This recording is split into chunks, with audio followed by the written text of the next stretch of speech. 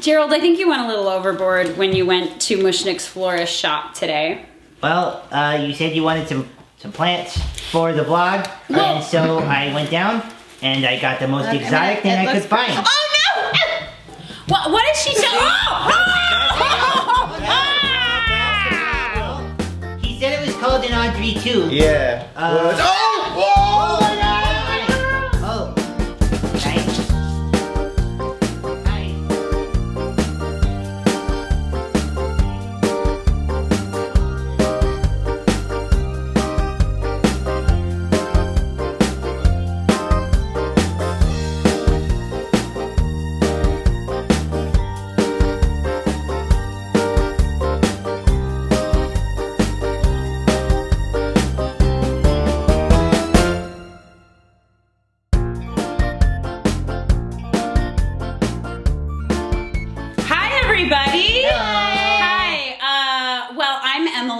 I'm Gerald. I'm Cody. He's Cody. I'm Jeff. I'm Megan.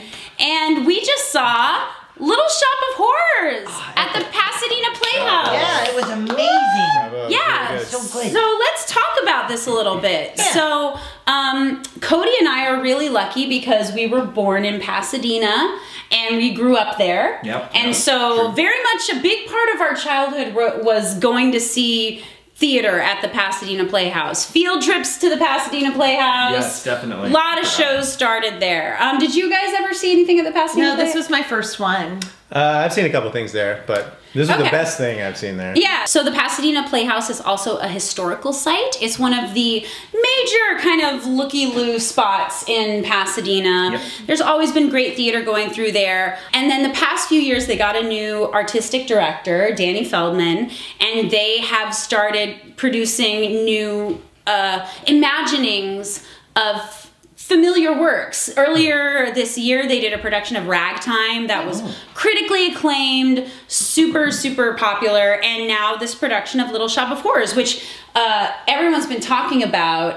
It was on the James Corden show. Yeah, so it was on James Corden, and everyone went nuts, and we're like, we gotta come to Pasadena, and it's very exciting. They make it a point before the show to say this is not a touring production, this is not a pre-Broadway run. Very appreciated, by the way. This is just a regional theater production, and you know, I have to say that's something I really appreciated. You know, all of us at this table are involved in the Los Angeles theater scene, and it's a wonderful theater scene, and people are always surprised when they're like, LA has theater? And it's like, of course it has theater. What do you think all the actors are doing in between their TV and film gigs? Yeah. Like it has a wonderful theater scene.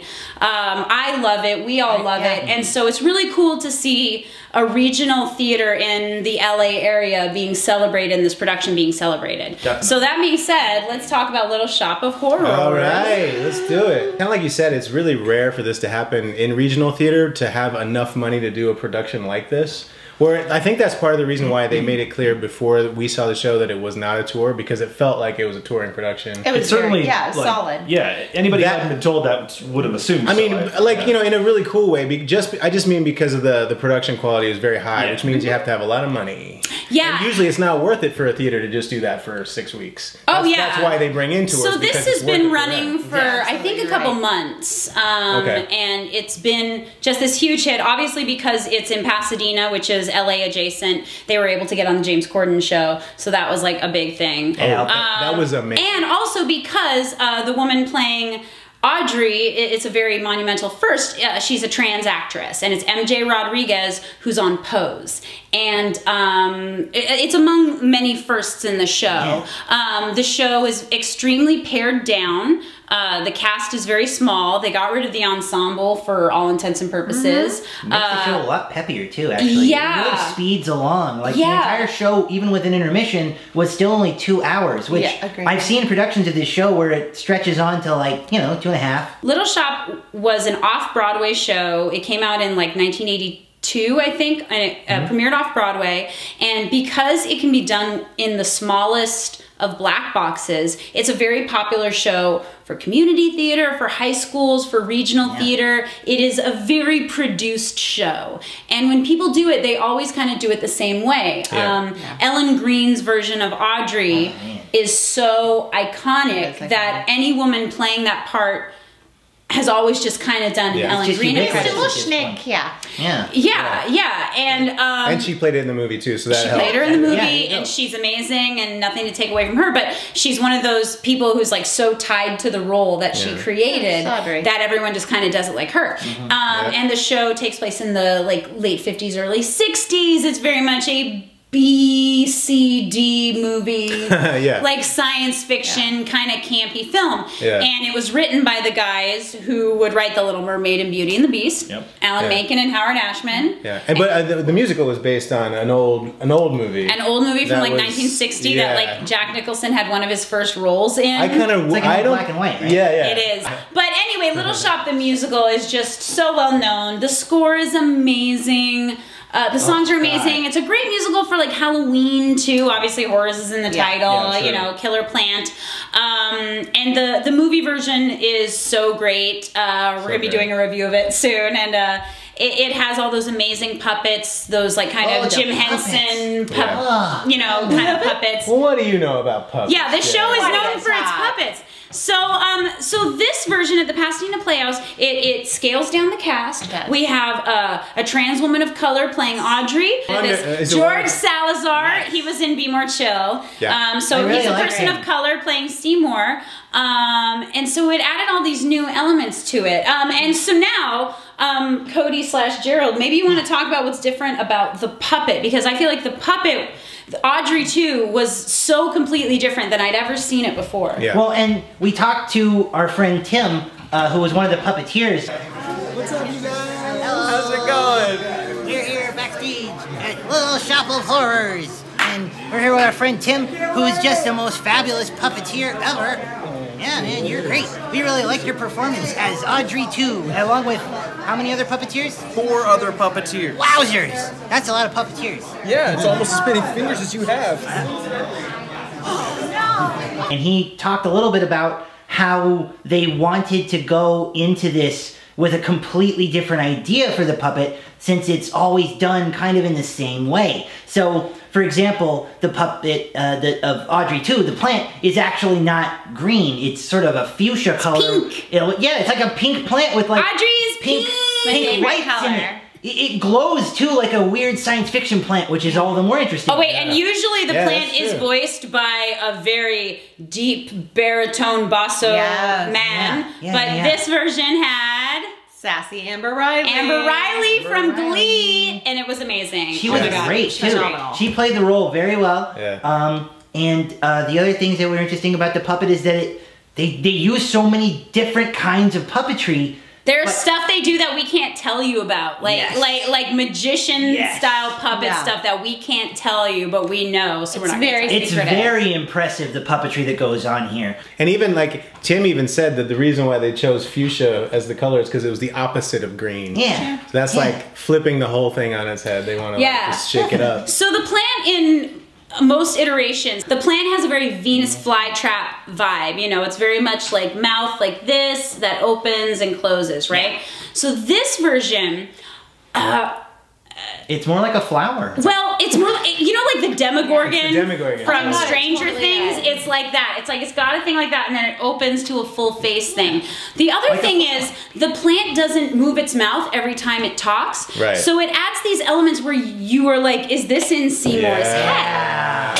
And the other which I never really thought of that before. Oh my god, it's great. And the other big element they add is that is tentacles. Like, you don't see the plant all the time. A lot of the thing is in shadow. And there are these puppeteers, there are these 4 puppeteers who are amazing. Oh, sorry, there's a lead puppet, like, arranger or something, and then there's... wrangler. Yeah, and then there's, like, 4 puppeteers under them. And they have these, like, long tentacles that come out, and we got to see it up close, you guys. It is good old-fashioned, like, theater, paint, felt, styrofoam. It looks like it's like millions of dollars on this stage. Swimming noodles. It looks incredible. And because of the way that the puppeteers are dressed in all black with like veils and stuff, and the lighting that they use, the special lighting, you hardly ever see them. It's very impressive. It's amazing. So they come out, so these tentacles come out and like the face comes out, but then it's mostly the little plant through the whole show. Yeah. It is. You really, so it has this element of like, how big is this plant actually? Yeah. And then at the very end, you kind of get to see the scale. And we got to see it backstage, and the full big Audrey 2 Well, I was is huge. thinking at first that maybe they didn't do the big plant because they didn't quite have the money for it, but I was wrong because then it comes out They at the very have end. this And 16-foot Yeah. monstrosity. Yeah, she is 16 feet. it was It's amazing. like just stylistically, it was so creative the way they did it. Like the part that I really love that about it, where we've come. Puppeteering has changed a little bit. Maybe you can talk about this, Gerald. Maybe not. Saying to me. He's a monster. No, but in the late 80s, so they made this movie in 86. Yeah. Like Emily said, 82 was when it first came on the scene as a musical.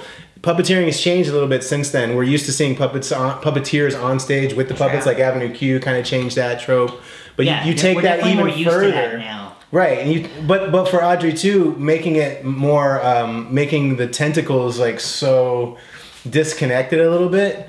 Yeah, like they could be coming from anywhere. Yeah, it really felt stylized in a way that I hadn't seen it done Well, it before. felt ominous in a different way. It was a different kind of foreboding because you couldn't see a lot of it, and you really are like, is this in Seymour's head? And I do want to point out that I really liked it. Tim said that the puppet, the person who made the puppets is Rogue Machine, and they are known for doing a lot of theater with puppets. So it made a lot of sense to have, you know, people in the community who were... Didn't he also goodness say they were. like that large Audrey took multiple puppeteers to Yes. operate? Like I it wasn't believe- just one person. It's like a big He said seesaw almost. As it's like through a the crane. scene they used it, there were 2 people on it when it first poked out, 3 when it second poked out, and then there's 4 manning it It's when it's huge doing its craze whole up thing.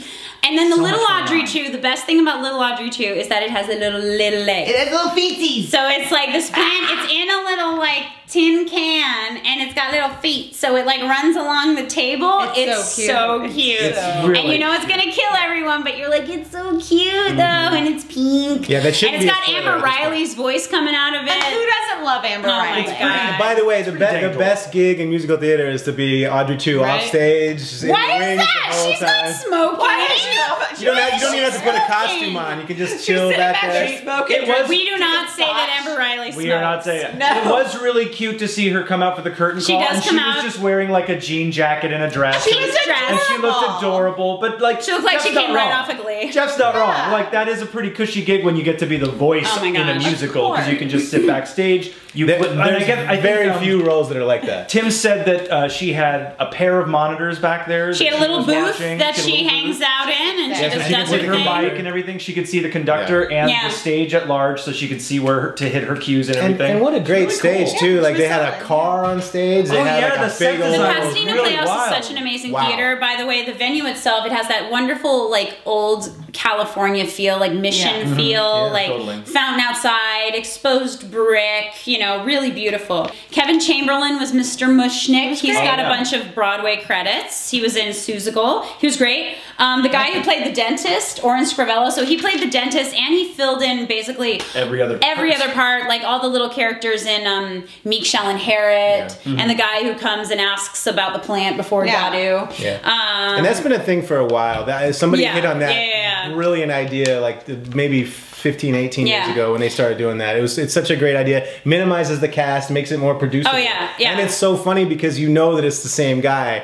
And what was this guy's name? Yes. Matthew Wilkes. Yeah, so Matthew Wilkes has this very Sam Rockwell vibe going He on. had a real Lots Sam of- Rockwell thing going on. And I mean that as a compliment. Yeah, and it was great. It was super great for the dentist, but it was almost funnier that he didn't really change anything for the other characters, really. Yeah, not much. Just a little bit, but he was threw out a still little bit. I don't know. I think he did. I think he had a I felt like he still had that same, with a lot of the other characters, he still had that same kind of vibe. Maybe it was the Sam Rockwell I was getting from him. I mean, it was the from same all his actor, characters. so they had the urchins, of course, Crystal, okay. Ronette, and Chiffon, all named after 60s girl groups, by the way. The Crystals, the Ronettes, and the Chiffons.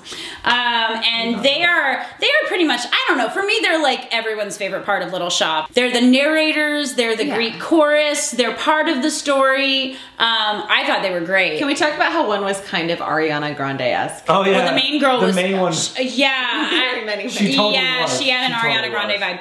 Oh, here's the other thing too is so the show is usually set in the late 50s, early 60s, but this They did like a 90s-ish. they had honestly they kept it kind of nebulous. It could have been Anytime, anytime. Except for that it was a disposable camera, so it had to have been after. But I think that's on purpose, though, right? Because then they were saying, so Mushnik uses a disposable camera at one point, which makes it pretty obvious that it's not the now. Yet the girls are the urchins are totally wearing 90s clothes. I thought they were dressing like 90s now. to I thought they were modern, dressing honestly. like now because everyone dresses like the 90s. Well, yeah, that's, everyone that's dresses true. like the 90s That's now. true. It You're was kind of absolutely 90s to mod. Like they were very nebulous because they Yeah. had such weird things going on with their costumes. Like the main girl had like that full body She had mesh like a full suit mesh thing suit over her that was clothes. over her other clothes, That's and it true. was an interesting like choice for that costuming, but it didn't. It didn't feel like any particular time period. Yeah. So that was interesting, but they were so good. I mean, They really were. They were so tight and on point, and just their harmonies sounded amazing. beautiful. And I just love how those characters just become more ominous as the show goes on. It's just such a blast. So general thoughts about this incarnation? I loved it. Yeah. I felt like it was very important. Yeah. Like to see a trans woman playing Audrey was something we've never seen. It was a new take on the show. I've never cried during somewhere that screamed Right. before. I know. Oh, It was, my it was so God. honest. It just was so great. And it broke my heart, and Yeah. that's never happened before when I've heard that song. No. So it Well, like was. you were saying before, they usually play it kind of more for comedy. Yeah, normally it's a joke. I mean, because there's all these things she wants in the song that Yeah. are like, she wants a 12-inch screen and like, Oh, and ha-ha, she wants a so basic ticky-tacky house and but like in this, it's like no, she really wants that. Like Honestly, she Yeah. wants to be able to have this To with someone people who in- she loves. Yeah. To people And in be Pasadena, accepted. though, wanting like, oh, my dream is to have a washer and dryer. there was a lot of giggling. Yeah. Iron, They and don't an get it. ironing I machine. had never heard giggles during Somewhere That's Green, which to be fair, that was the intention when they wrote it. It's supposed to be funny. but still earnest. Yeah, but yeah, like all great works, like it plays both ways. It's her yearning, her motivation is very pure and honest, even though the lyrics are a Yeah. little bit funny. Yeah, but the lyrics are definitely. just so good for that reason. They're both. Yeah, and it's always so. I mean, look, she's in an abusive relationship that's always sad, and that's again why Ellen Green worked so well because she's so vulnerable. She's able to so be good. trashy and vulnerable at the same time. And let's make it clear, MJ Rodriguez isn't trashy in this version at all. not at all. It's not her overcoming like her just being kind of like a trashy girl. It's her overcoming the fact that she's a trans girl. And that So- society's against her. yeah, so she's and a trans woman of color, and so when she's saying these things about like how Oren is the only guy who will, you know, she's like, well, who else is going to go out with me? Yeah. Right. And it's so Somewhere That's Green like hurt. breaks your heart, and then Well, it's also her commiserating with the urchins during that Oh, song, which is a very unique take on the piece. True. usually in that song they're like talking to this white girl and trying to kind of cheer up this white girl, Yeah. and in this it was like they were all on the same level, and her interpretations of the song were just so beautiful. different and fresh was so and brilliant. meant so much. No, I don't want to say more. It just brought this new meaning. brought It new took it meaning to another it. level. Yeah. It really took Yeah. it to another level. Yeah. Well, I have to agree, like with Megan on that. Like it normally, even though it's a beautiful song, you don't like start to tear up or feel that. But because like what she was so good in that song. It was so honest and well motivated. Like everything was perfectly motivated. But she also like took her time so well. There were so many beautiful, perfect pauses. Yeah. And it takes courage as an actor to take those pauses. Just technically speaking, you know, if you're not feeling it, if you're not really in it, you can't effectively take those pauses. She just owned that song. So the show takes place, the whole thing is it takes place in Skid Row. And that was definitely like the trashiest, dirtiest looking flower shop I'd ever seen. They had this I amazing totally element. agree. They brought down this Lights whole were ceiling. great. And it was like any shitty neon light. lighting. Yeah, Awful fluorescent lighting, yeah. water stain, those like tiley with Pockmarking light. ceilings. It was amazing, but then they would use it in different elements with the lights and everything, worked and so great. it would cut basically the whole stage in half because the stage has a very high proscenium arch. Even during the dentist scene, they They brought it down further. real Yeah, low, yeah, so it was yeah, only yeah. like- it had to Yeah. only been like 6 feet, 7 feet Oh off my the ground god! or something. And then the flowers were just on these like cold kind of industrial like racks. yeah, and it just looked so trashy. And there was a big like busted up car on the stage that the urchins would hang out on a lot, And a dumpster on the other side. And I was it. was And the a great rest of it set. was all like bare stage.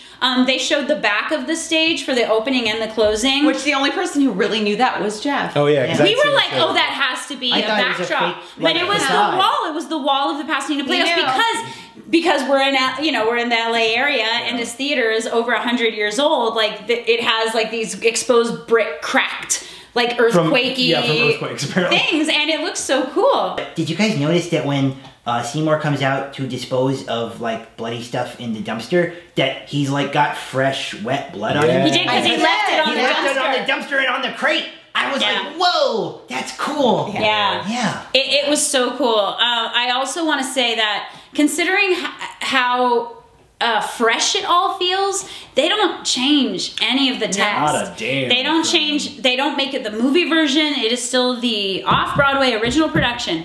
And the keys are all the same. I think They lower suddenly Seymour is in a different key. That would make sense. Because Audrey's singing lower than she usually does and Yeah. Seymour's singing higher. But everything else, Sounds she the same, was singing in that mixy place the whole time. She sounded great. She really sang did. Somewhere That's Green in the Oh. original key. So It pretty. was beautiful. Yeah, it was a spectacular Oh. version. Okay, so question number 1. What is your favorite song in Little Shop of Horrors? And number 2, did this version live up to it? Who wants to go first? I mean, I'll go. I mean, Megan! My favorite is Somewhere That's Green. I love it, but normally it does make me laugh, and this time it didn't. It made me fucking sob like a baby. Yeah. I won't say that it lived up to it, obviously, but like Surpassed, it I guess. surpassed what I expected Yeah. from the show. Like that song really moved me, and it never has. Somewhere It was That's Dry. Somewhere That's Dry. Yeah, thank you, Alan Menken. But yeah, Howard Ashman. yeah, but it was great. Good. Thank you, MJ. All right, Jeffy? I don't know. I love all the songs in it. I guess it's Suddenly Seymour. a good I hate one. to steal if it's somebody else's. It's a Because I classic. really like, this is the kind of musical because it's so well written that every song comes up, you're like, oh yeah, this song. It's like, It's a pretty perfect score. like man. I had completely forgotten about Mushnik and Son. Like There's that's not a so funny. Meek song in Right. a bunch, honestly. But yeah, I think Suddenly Seymour like absolutely lived up to the expectation because the characters were playing a real relationship and real stakes. God, your heart is just like you mentioned with Audrey, you know, actually feeling the poverty and the dread of Skid Row and the realities of that life that we see when she sings Somewhere That's Green, where she's wishing so much to get out of there. You know, Seymour has all that too. Like Seymour has all that. And a lot of times when you see a production, Seymour might play too far into the cartoony aspects of it for me, where it doesn't land as real as He's this like one a did. stereotypical nerd. Yeah, I mean, yeah, you're playing, you know, either you're trying to do your impression of what Seymour is or Rick Moranis or something like that, Yeah. as opposed to doing what this guy George did, where it was so honest and it was so cool because you can still sing these songs and be completely honest. It doesn't have to be And do something over the fresh. top. No. And so when they sang together, it felt so powerful, and then absolutely it lived up to the expectation. Okay, Cody? I don't know. I always kind of like Mushnik and Son. That's It's a kind of fun it's a cute, fun little one. song. And this one, they hit the beats in it like very differently than I usually see it. It's usually played like a much more sort of lighthearted, like I don't know. It feels like a Jewish song or something like that. Well, yeah, because he's Mushnik, so he's it's got Mushnik. a very, Yeah, very he's Fiddler calling in like a vibe. mensch and all this stuff, like he's using My all boy the Yiddish- chick, yeah. My boy chick, yeah. Yeah. But this one felt more like somber for some reason. Calculated. Like, calculated. Like you saw the reason why he was doing it immediately. He went right into doing it, and you were just like, oh, this is. I mean, Seymour really wants this, and he's really happy about it, but. It was just really weird as an audience to see that juxtaposition really immediately and be like, I don't know how to feel about this because Seymour is getting what he wants out of Yeah. this, and so is Mushnik, but Mushnik is doing it for a really bad reason. Yeah. Yeah, So it made it much more complex than it usually feels. I like it. So I liked it a lot. All right. Gerald? I like and love the opening. Which Yeah, one? Oh, Little the Shop of Horrors? Yeah, Little Shop of Horrors. The entire opening, all the way through the end of the Skid Row stuff. Yeah. Skid Row! about downtown. Yeah. Well, every song is good. Every but song. like, oh god, the opening for this show, it's so important for Little Shop of Horrors to have a good set of urchins because ding dang it, they carry the show. They do. And they open the show. They give the entire feeling for the show. I mean, the crowd went nuts the second they came out. It's true. It's They're true. the They went Greek nuts. chorus. That's Yeah. the whole thing. They're the Greek chorus, they're the narrators, we've said it all before. Like, they're just so important to this narrative. And to have them open the show and be dynamic and captivating and the audience just thrilled to see them and to experience what they have to offer, I mean, it just sets the whole tone for the show. And I think it was really great. It was, Well, okay, so my favorite song in this show has always been the Meek Shall Inherit. I love that song because it's when things, it still has a lot of character to it, and it's when things start to get a little ominous. And the urchins kind of doing the Meek Shall Inherit, you know, the book doesn't lie, it's not a question of merit, yeah. And then they have that line where they go, you know, the Meek are gonna get what's coming to them by and by. And I love Seymour's bridge in the song where he's like, I'm gonna kill the plant, I'm gonna kill it, and then he goes, but then there's Audrey. And every time that happens, I go, I die. Yeah, your heart breaks every time. Yeah, lovely Audrey, if life were tawdry. And I'm like, Howard Ashman, if life were tawdry. So and impoverished and something. She might not like me, she might not want me. Yeah, I love it. So I thought that was great because it was fun to see the actor who played the dentist kind of come in and be all these different characters schmoozing him. I liked the urchins vibe throughout it. Getting more intense as the song George went on. Salazar was great, his moment when he did, but then there's Audrey, like you could hear a pin drop. I could just talk about every single song. Audrey's death is always tragic, but woo, it was pure silence when she died. Yep. Pure silence. Oh, like God. no applause at the end of her song. And then when that is kind of one you of the could hear people crying. in Oh, the crowd, yeah. like totally. And that was one of the first big reveals of the final plant because that's her thing is she dies and she says, feed me to the plant. And they showed it and they had these fake legs hanging out and you see the plant and it's huge with this big demogorgon like things and it eats her up. It was amazing. And I'd forgotten about that she does that when she dies, when she says, feed me to the plant, And she Seymour, says- because of you, because it'll help you. She's like, I'm gonna die And she'll anyway. find- And she Spoiler. says, oh, don't you see, Yeah. I'll finally be somewhere that's It's great. incredible. cry. Like even that, I mean, that's Howard Ashman right there. You know that, I'm sure that that's a Howard Ashman addition Howard, to the story. we're gonna whatever. I'm gonna talk about this a lot in like upcoming reviews and episodes, but like Howard Ashman, he was a major force in bringing about the Disney Renaissance, you know. Little Mermaid. Yeah, so he and Alan Menken wrote this show and it was such a big hit, and Disney were like, want to write this music for The Little Mermaid, and he was very much a firm believer in the I Want song. There's video clips of him going, in every good musical there's a song where a gal sits on a rock or on a mountain and sings about what she Or a wants. trash can. Yeah, or sings about what she wants. Yeah. In this case, a trash can. And so that was his impetus for Part of Your World, which when they were writing it, they called it Somewhere That's Dry, because Part of Your World and Somewhere That's Green are the same song. They really They're are. the They're same song. so I love them similar. both. They're the same song. And stupid ass, that jerk, Jeffrey Katzenberg. Jeffrey Katzenberg, the wanted worst. to cut Part of Your World. Yeah. And it was like, Howard Ashman was like, you cut out the heart of the movie. You're crazy. If you Why are you cut out trying to this cut this? song. Feed Me is always a blast. yeah. It's so great. Again, didn't change the key. Amber Riley was just, belted up high. Was you that know? the first time we started like really seeing like the tentacles coming out and stuff? Yeah, too? yeah. So that's when the main puppeteers were there, and Tim was doing the head.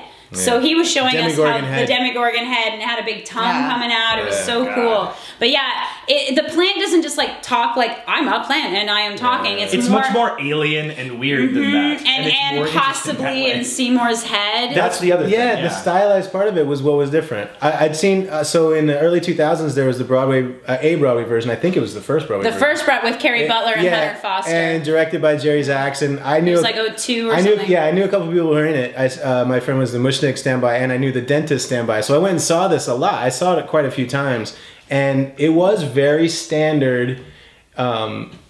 Like it was just the show. Take on the material. It was It was probably our exactly- friend Michael Woolley Woolley was in them. Yeah, Michael Woolley. Michael was in it Leon too. Woolley, who's Louis the alligator. Yeah. Oh, yeah. Princess. We've done cabarets. And I've known people that have done the tours, and you know, it's always been done in this very similar way. That was similar to the movie as well. And to see it reimagined in such an exciting way. Well, and here's so the other cool. thing is when you the thing is like, okay, so this show you can't just like do it without the puppets, you know? You have to do it with something, okay? Sure. So when people do it, they just rent puppets from whatever last company that whatever company has it. So everyone kind of ends up doing the same production. Yeah. Although I think there was a production in like, I don't know. It was, it's either like Europe or like Baltimore or something. It's like something where like that happened recently. I'll look it up. But they did it recently where like the plant was like a drag queen and it wasn't, it was more a stylized thing where she was like the plant and not so much like a puppet.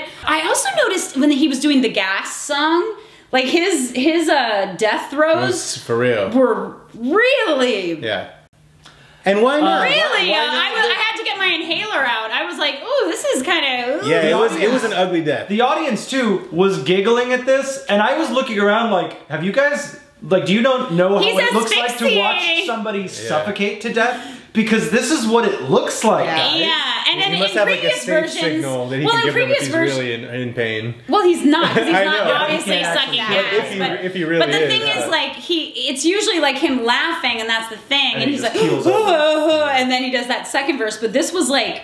This is pretty brutal. Yeah. It was so funny. I forgot, you know, I forgot how much the movie really pumps up that sadomasochism thing. Oh, yeah. Like the stage version, he's such another a... song he sings? No, they add in this scene in the movie with Bill like Murray. Bill Murray, That's- who's like getting off So Bill on it. Murray, Yeah, he's a It's- masochist. That's yeah, and so it's weird in the He's movie. like, get out. Yeah, Steve Martin like, is pissed off But in because the he can't movie stare at version, him. it's hard because it's Steve Martin, and you know, I love Steve Martin, but like he can't play a bad guy. So like, so he's love doing him this anyway. song, and he's really cartoony, and he's still like a good, bad guy. No, he's so good, but you don't actually feel the dread.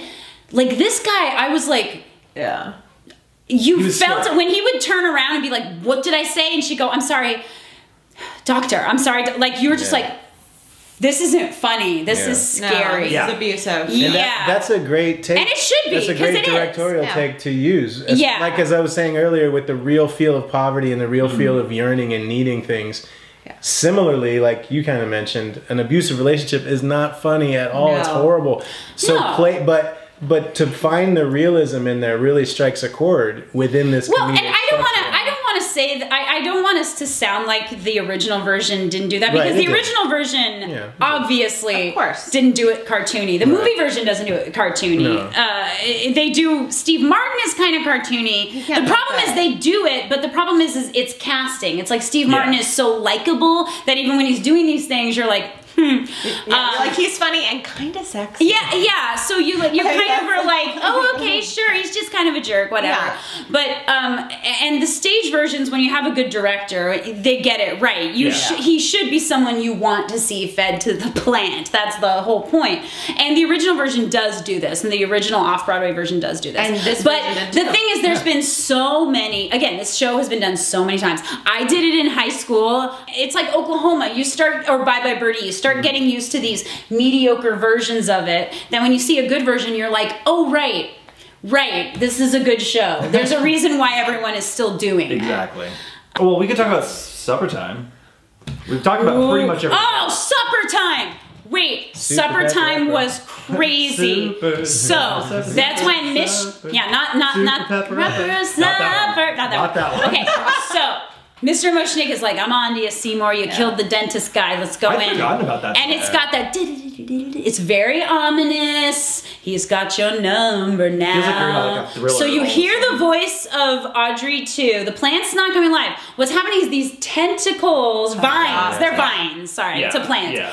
These vines are coming down from the ceiling, and then what happens? What happens with them as they start singing? They make a face. They hang down like sort of almost becoming the proscenium a little bit. Yeah. There's these two like orbs that are part of it because like, there's what these are these balls on the orbs? plants, and there's like 6 of them hanging down or something. And as the song is happening, the vines all kind of get pulled up. And some of them go like around the orbs to make these eyes, and then it just makes this huge face. It's a huge face. It's crazy. And then it's on the come on, think about all those offers. Come on, your future with Audrey. Come on. Yeah. Kind of like that. Yeah. It's really slow and weirdly deliberate, but it's also kind of evokes that almost Wizard of Oz-y type head where it's kind of very indistinct and it's super creepy. Oh God! And then Mushnik is like, you know, Seymour's like, oh, the money's in the plant. Go look in the plant. And then every time they get taken by the plant, it's not like in previous versions where they get nom. It's like the vines start wrapping around them, and it's just again these puppeteers doing this thing and wrapping the vines around them with these like little joints that they had,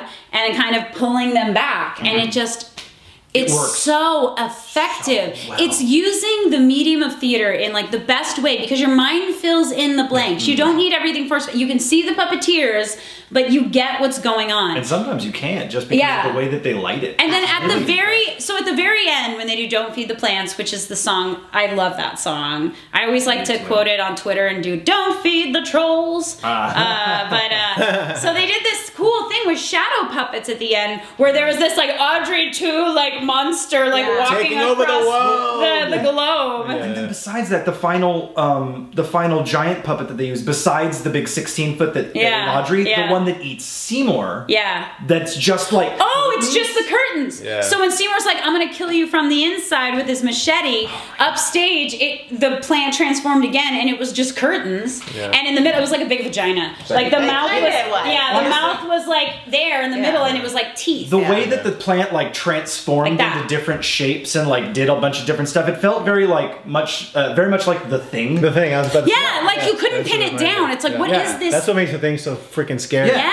So if it was not in Seymour's head, like if it was an actual thing, like the plant was like transforming and doing all this crazy shit that you're, like you were saying, your mind fills in all those blanks. And then otherwise you have this great sort of alternate take on it where because of the way they staged everything, it could all just be Seymour killing everyone and then kind of offing himself. It really could be. I'm trying to see who's the director is Mike Donahue. Bravo. Mike Donahue. You did a good job, Donahue. Very good. Again, this isn't going to Broadway. They made it a point today. They did that pre-show speech that all regional theaters in LA do. That welcome to the theater. If you like us, be a subscriber. You know, turn off your phones, that kind of thing. And then they said tonight's the closing show, and that's it. And then the show's going to be done.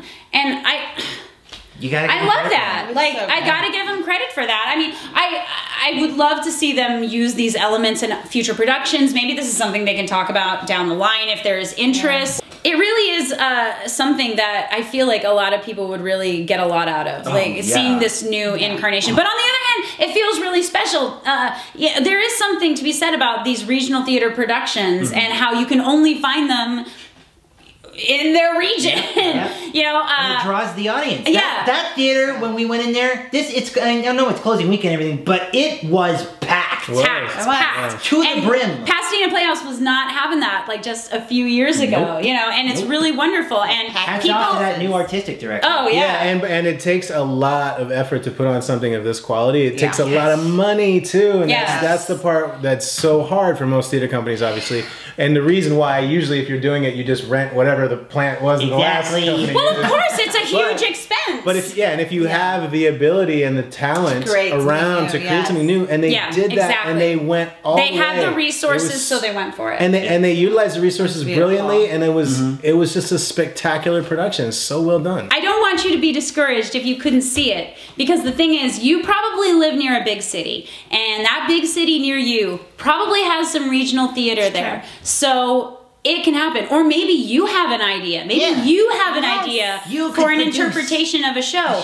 You could do it. You can make it happen. It's clear that this could happen everywhere, right? One of my favorite productions of A Christmas Carol that I've ever seen was in Houston's regional theater. It's still like one of the most creative Ghosts of Christmas Futures I've ever seen. Steampunk riding on a bicycle with a skull face. God, that's so cool. Oh, I wish I could have seen I was like, but it's in a regional theater. You can have it. It doesn't have to be Broadway or bus. Like, really, it can be all around you. Art is art. Just make art. Make some art, kids. Art. And support some art. Go buy some tickets and see some local theater. The art of making art. Or go to like your local high school and support their show. Yeah. Seriously, like that's a great way to introduce especially young kids to musical theater. Oh, there's a musical at the high school. Let's go see it. Yeah. We Encourage really want to artists. support this. And LA has a wonderful theater scene, and we're very proud to be a part of it.